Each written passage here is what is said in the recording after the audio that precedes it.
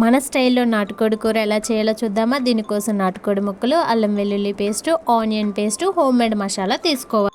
ప్యాన్లో నూనె బాగా మరిగిన తర్వాత కడిగి పెట్టుకున్న నాటుకోడి ముక్కల్ని వేసి బాగా మగ్గించాలి. 10 to 15 మినిట్స్ మూత పెట్టి మగ్గనివ్వాలి.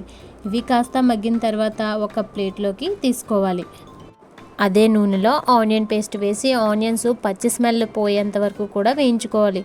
తర్వాత అల్లం వెల్లుల్లి పేస్ట్ని కూడా వేసి బాగా వేయించుకున్న తర్వాత రుచికి సరిపడా కారము, మసాలా పొడి వేసి బాగా కలుపుకోవాలి. తర్వాత రుచికి సరిపడా ఉప్పు వేసుకొని మసాలాలన్నింటినీ కూడా నూనెలో బాగా వేగనివ్వాలి. ఇవి వేగిన తర్వాత నాటుకోడి ముక్కల్ని వేసి మసాలాలన్నీ కూడా నాటుకోడి ముక్కలకి బాగా పట్టనివ్వాలి. మసాలాలన్నీ కూడా ముక్కలకి పట్టిన తర్వాత కూరకి సరిపడా వాటర్ వేసి 10 to 15 మినిట్స్ బాగా మగ్గనివ్వాలి.